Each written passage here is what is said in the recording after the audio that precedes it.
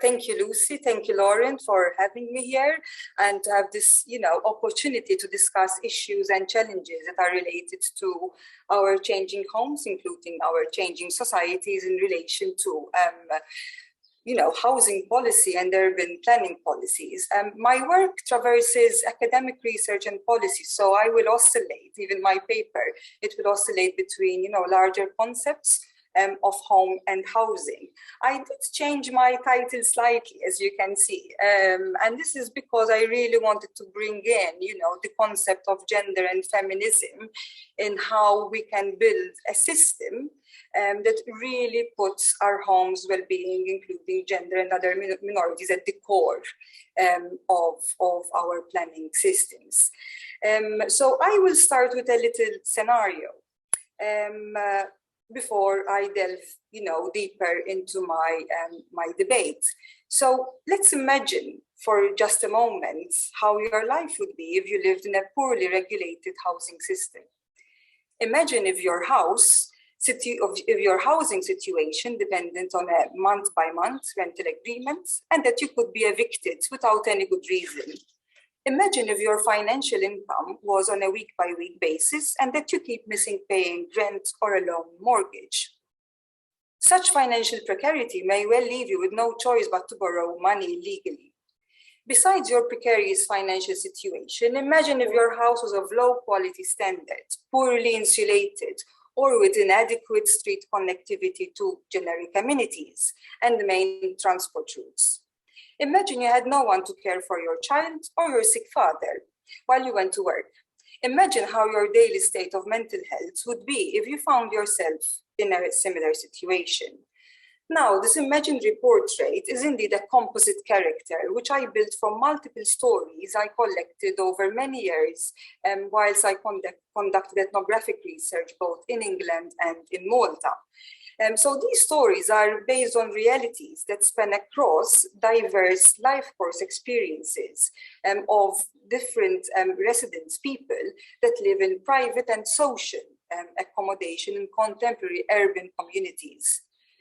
Such experiences as this composite character offer a stark contradiction to how our homes are largely visualized and imagined in the popular cultures as places of security, love, and serenity. However, as we've already heard at the very beginning of this seminar, homes can be places of discrimination, violence, including abuse. And since the outbreak of the pandemic, emerging data from the United Nations, women have reported that domestic violence has in fact intensified, including in the streets.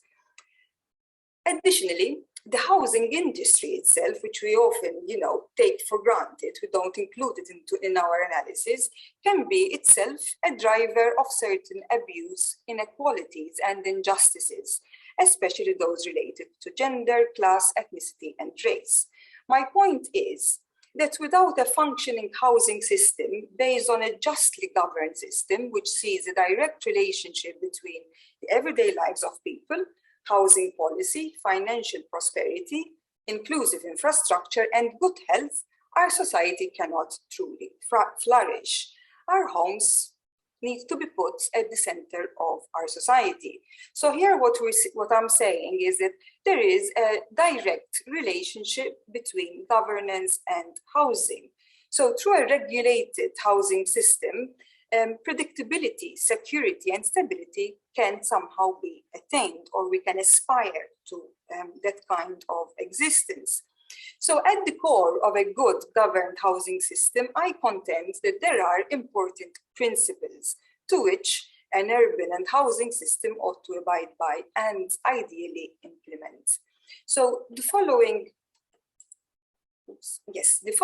research-based responses, which you can see on this, my second slide, seek to reimagine our homes as generators of human flourishing, as connectors to open and public green spaces, that they can be also foundations of political and economic resilience, and of course as a right, that is having a right to housing, including a right to the city. So these responses were largely influenced by material feminism and critical anthropology, besides my own research. So the work of the American critical theorist and feminist Nancy Fraser has proved to be very helpful in seeking to reimagine an urban system that puts social justice at its center through a feminist and gender-specific framework. Fraser powerfully untangles the web of complexities found in the normative orientation towards neoliberal governance, which is largely based on social injustice. So for Fraser, social injustice can be understood better when we view it through the lens of what she refers to as bivalent collectivities. That is, on one hand, she's talking about an unequal distribution of wealth, which we're all familiar with, but then she ties it in with cultural misrecognition of certain groups of people. And with cultural misrecognition, let me just give you an example, which is related to gender, where she's stating that gender, like race, is in fact a bivalent collectivity. It's a feature of androcentrism, which is based on certain authoritative construction of norms that privilege traits that are associated with masculinity. And of course, a disparagement of things coded or anything that is related as feminine, but not only women. So due to cultural misrecognition and unequal distribution of wealth, participatory equality becomes theoretically a bivalent concept and practically almost impossible to achieve. Thus, social justice requires that such issues are identified within institutionalized unjust patterns to achieve common humanity. And I do find that a housing system or urban planning fits very nicely in this unjust pattern of how we even access housing opportunities or even dwell within space and place.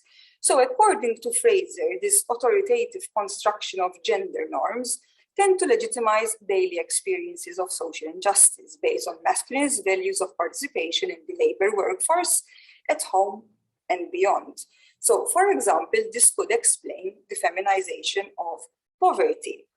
Hence, why gender, well-being, and rights need to be core principles when developing housing policies and urban planning. So let me contextualize Fraser's analytical framework now to a real example of social accommodation applicants in Malta. So in 2021, a study was conducted which found that 75% of applicants were indeed female. The research further reveals that the principal needs of the applicants were housing needs, so they were seeking affordable, autonomous, and independent and family-friendly housing.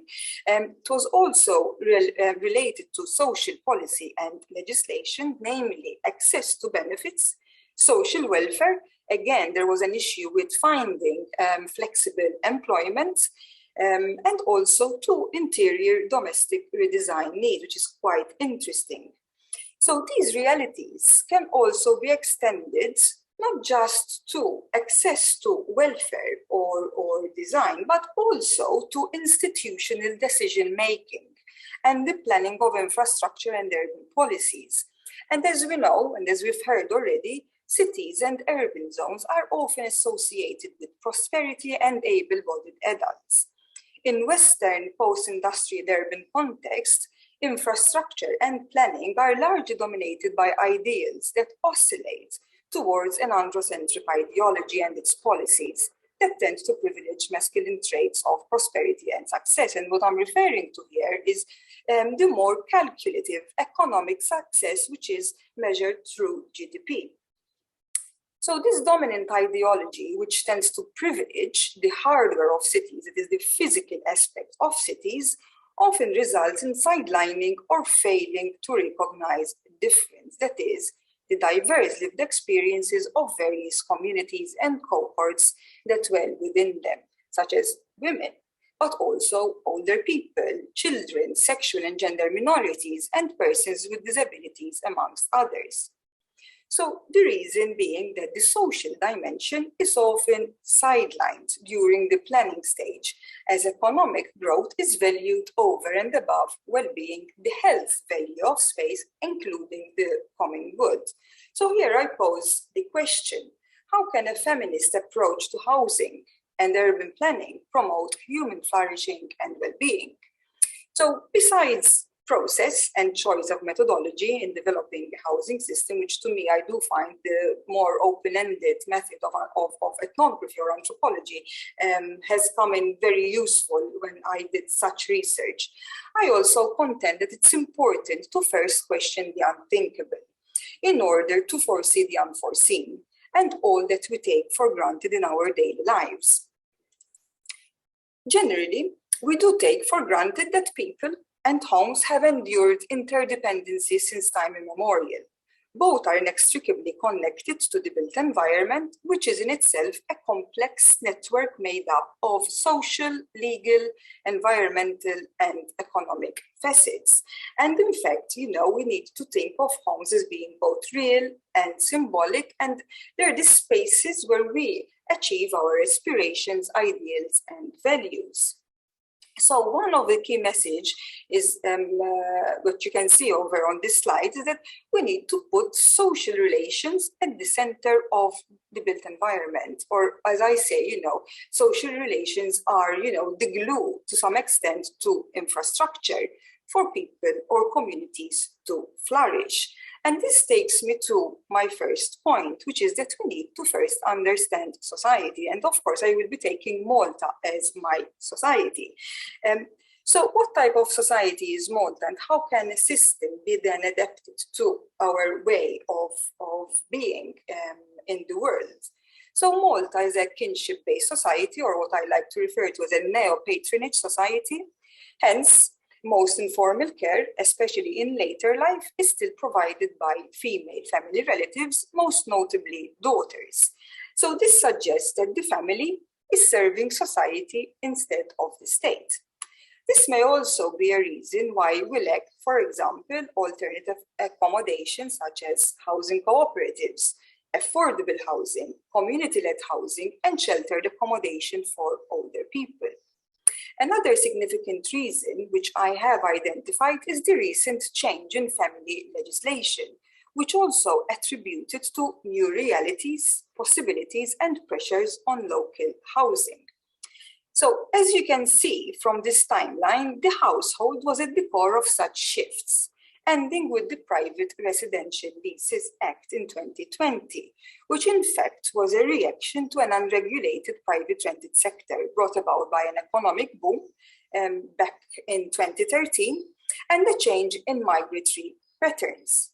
So through this timeline, we can see how Malta, like other post-industrial countries, is experiencing a reconfiguration of the family and the domestic setting.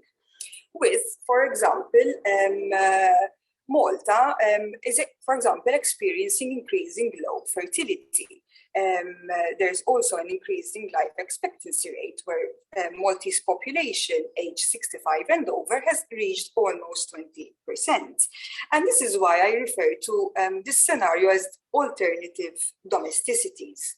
So what we can see here is that our contemporary homes cannot be understood through the dominant rhetoric of the 20th century concept of heteronormative family. Moreover, this discussion suggests that it's best to move away from understanding the household as a static entity. Instead, policymakers and researchers should take household plasticity as a starting point and think of alternative domestic compositions such as post-divorce and intergenerational households, solo living, shared households with unrelated others, same-sex and interracial households, cohabiting and living apart together relationships as more of the norm. So with this social and legislative context in mind, we have some indicators demonstrating that there may be an ill fit between the needs of the 21st century familial setting, domestic architectural form, and spatial planning of new housing developments, including urban planning. And this leads me to my second point, where largely architects and planners do not always see the necessity of fit between house form, homemaking, and lifestyle. Sometimes this happens because concepts are borrowed from other cultures. And let me give you another example from Malta. So we are experiencing the shrinkage of our home space, like possibly other countries as well. And this is, for example, related to decrease in floor-to-height ceiling, smaller balconies, lack of accessibility to the roof. And this is an important information because the lack of accessibility to the roof is due to the potential of further development and high-rise. And this shrinkage can be attributed to modernist concepts, which are borrowed from Euro-American cultures. These modern designs go against Maltese vernacular architecture, whose form took into consideration our hot and humid climatic temperatures, but also our cultural factors, which put the social and family networks at the core of its design. This suggests that contemporary domestic architecture is the antithesis of our kinship-based society, but also that of an island lifestyle. That is, we are a society that looks outwards, towards the horizon and the sea. The latter is an important observation due to urban densification, but also because of cultural habits, whereby the Maltese as a society tends to dwell in semi-public spaces such as the roof, balconies, and pavements. Hence, the lines of visibility from these semi-public spaces connect the dweller and their senses to a sense of spatial vastness. This counteracts the often piecemeal infrastructure, aesthetics, and its lack of standardization, which can lead to distress and anxiety, even when simply attempting to walk to the shops. Many may become prisoners of their own homes too. Therefore, for a housing system to address diversity and domestic fluidity, it needs to take into consideration the social, cultural, and legal factors alongside our local concepts of homemaking, family life, and leisure. And this, of course, raises several questions, which I've put together. So what happens when individuals are forced to inhabit houses that are designed around another culture's concept of family life? Do they alter their lives to match those of their new architectural surroundings? Or do they rigidly adhere to their traditional routines and practices to retain their identities? And here's when I will seek and slowly start concluding how a system can perhaps be designed from the very beginning to speak for the social. And here I would like to share the operational side of a new policy titled Sustainable Communities Housing for Tomorrow, which I developed on Fraser's feminist framework and also through ethnographic research, which was conducted pre-COVID between 2018 and 19 on the housing local scenario, mainly in the private rented sector in Malta. And through this policy, what we're trying to do is to take changing household as a unit of an analysis, to really take collaboration as a serious method, and also through design competitions. So one of the research outcomes was that many local non-governmental organizations, for example, lacked premises where to operate from, and also the funds to find affordable accommodation in a cutthroat private rented sector. This led to a new budget measure, which has now been running for 3 years, and is funding specialized housing projects through the retrofitting of abandoned and dilapidated properties. So we can see here how through this operational side and its participatory approach, we're promoting the concept of living well, which is understood as the provision of good housing as a pathway that connects citizens through inclusive infrastructure in combination with a personalized care plan. It is also bringing together the changing household and collaborations where they did not exist before, for example, between the government, the Chamber of Architects and Engineers, including the third sectors and citizens. So the way of doing housing, besides addressing new domestic realities, enabled the creation of a new method in how to distribute government funds. So this relates to the unequal distribution of wealth, how new services are selected, how also what type of residents will move in, which relates to the cultural misrecognition, and also the reuse of abandoned properties, which is in fact, an asset that belongs to the community. But it's also promoting the idea that good housing is also about community engagement, where local residents are involved, as you can see from these images. And this was one of the first, I'm concluding,